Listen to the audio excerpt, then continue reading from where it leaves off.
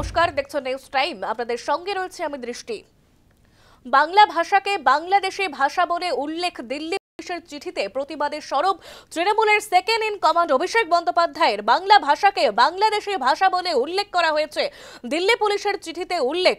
প্রতিবাদ জানিয়ে সোশ্যাল মিডিয়ায় সরব তৃণমূল অভিষেক বন্দ্যোপাধ্যায়। তিনি বলেছেন, এটা পরিকল্পিতভাবে বাংলাকে অপমান, আমাদের সাংস্কৃতিক পরিচয়কে ক্ষুণ্ণ করার চেষ্টা, পশ্চিমবঙ্গকে বাংলাদেশের সঙ্গে তুলনা বিজেপির আরেকটি পরিকল্পিত প্রচেষ্টা। এই কারণেই বিজেপিকে বাংলা বিরোধী বলি, এই কারণেই বিজেপিকে জমিদার বলি।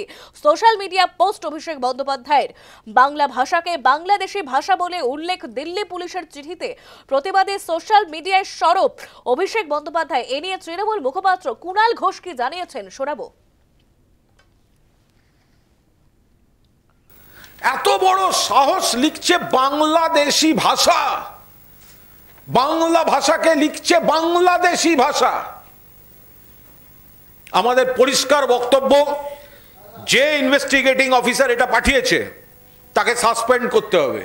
অমিত শাহ, যিনি এই পুলিশের দায়িত্বে, এবং কেন্দ্রীয় সরকার, তাদের দুঃখ প্রকাশ করতে হবে, ক্ষমা চাইতে হবে।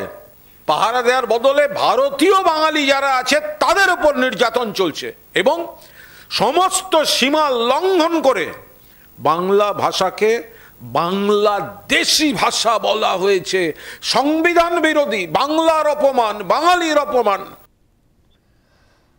আপনারা শুনলেন তৃণমূল মুখপাত্র কুণাল ঘোষ। তিনি কি জানালেন, যে ইনভেস্টিগেটিং অফিসার এই চিঠি পাঠিয়েছে তাকে সাসপেন্ড করতে হবে, অমিত শাহ এবং কেন্দ্রীয় সরকারকে ক্ষমা চাইতে হবে। এই কথা বললেন কুণাল ঘোষ, তৃণমূল মুখপাত্র।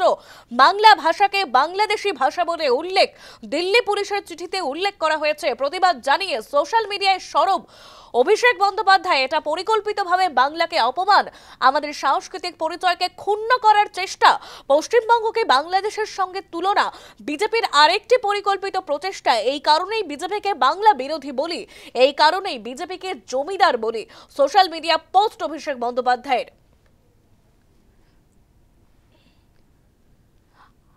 আমরা কথা বলেছিলাম বিজেপি নেতা রাহুল সিনহার সঙ্গে। তিনি কি জানিয়েছেন শুনবো।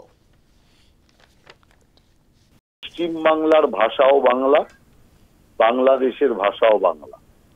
আর মমতা ব্যানার্জি তো লড়াই করছে বাংলাদেশি মুসলমান অনুপ্রবেশকারীদের জন্য। ওদের নাম ভোটার লিস্ট থেকে বাদ হয়ে যায় যদি, তার জন্য উনি বাংলা ভাষাকে ঢাল হিসাবে ব্যবহার করছে।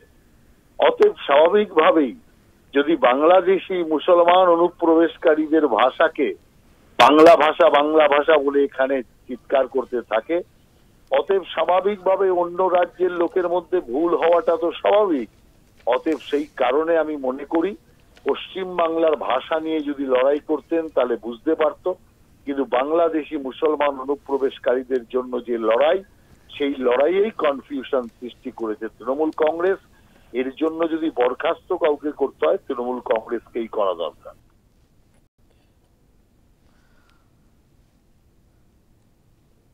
বাংলা ভাষাকে বাংলাদেশি ভাষা বলে উল্লেখ দিল্লি পুলিশের চিঠিতে প্রতিবাদ জানিয়ে সোশ্যাল মিডিয়ায় সরব হয়েছেন অভিষেক বন্দ্যোপাধ্যায়। এটা পরিকল্পিতভাবে বাংলাকে অপমান, আমাদের সাংস্কৃতিক পরিচয়কে ক্ষুণ্ণ করার চেষ্টা।